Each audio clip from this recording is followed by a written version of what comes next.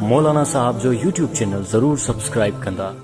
साईं असांजे इलाइक़े में अगरि कंहिं बि औरत जो मुड़ुसु मरी वञे त उनखे माण्हू मनूस औरत चवंदा आहिनि, या अहिड़ी तरह उन औरत जो हिकिड़ो मुड़ुसु मरी वियो, ॿिए हंधि निकाह कयईं उते बि उनजो मुड़ुसु मरी वियो, त इन औरत खे मनूस औरत चइबो आहे।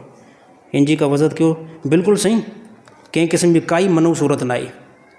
हयाती अलाह रब्बुल इज़्ज़त अथमि आहे, कंहिं औरत जो किथे निकाह थियो, कंहिं औरत जो किथे बि निकाह थियो, इन खां बाद में मुड़ुसु मरी वियो, चंद ॾींहंनि खां बाद में मुड़ुसु मरी वियो, त उन औरत खे मनूस औरत न चओ।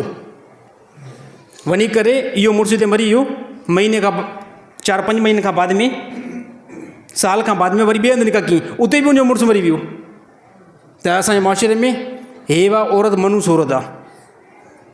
हे जंहिं सां निकाह करे सभिनी खे मारे थी, हे बिल्कुलु ग़लति ॻाल्हि आहे। नबी सल्लल्लाहु अलैहि ज़माने जे अंदरि, नबी सल्लल्लाहु अलैहि ज़माने जे अंदरि हिकु औरत हुई, जलील क़दर जेको आहे सहाबियाणी हुई, तमामु वॾी उनजी फज़ीलत हुई। उनजो नालो आतिका बिनते ज़ैद, उन सहाबियाणी जो नालो आतिका हुयो, बिनते ज़ैद यानी ज़ैद जी धीउ। उन सभ खां पहिरियां फस्ट निकाह जेको कयो न, उहो अब्दुल्ला बिन अबी बकर सां कयो। पहिरियों निकाह जीअं जो कयईं, निकाह हलियो कुझु टाइम, इन खां बाद में मुड़ुसु इंतकाल करे वियो। इन खां बाद में इन ई सहाबियाणी औरत ॿिए हिकु साहिबी सां निकाह कयो, उनजो नालो हुयो ज़ैद बिन ख़ताब। उन सां जीअं निकाह कयईं, चंद टाइम खां बाद में उहो शहीद थी वियो। वरी इन सहाबियाणी औरत टे सां निकाह कयो, उहो कहिड़ो, हज़रत उमर बिन ख़ताब सां।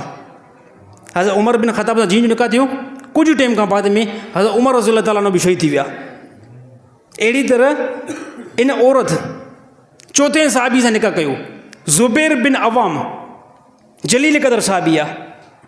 उन सां जीअं निकाह कयईं, चंद टाइम खां बाद में उहो बि शहीद थी वियो।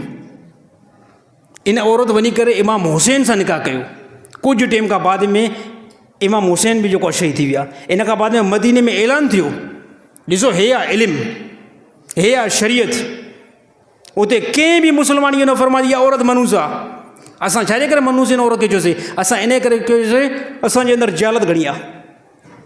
कंहिं औरत जो मुड़ुसु मरी वियो हिकिड़ो, मनूस औरत आहे, ॿ मुड़ुसु मरी विया, मनूस औरत आहे। हे सहाबियाणी औरत आहे, 6 जेको आहे मुड़ुसु इंतकाल करे विया, शहीद थी विया। पोइ मदीना जे अंदरि मुस्लमान ऐलान कयो, जंहिं बि सहाबी खे शहीद थियणो आहे इन सां वञी करे निकाह करे। ईअं न फरमायूं त जंहिंखे मरणो आहे, फरमायो जंहिं बि सहाबी खे शहीद थियणो आहे न, इन औरत सां वञी करे निकाह करे। हे छा आहे, हे इल्मु आहे।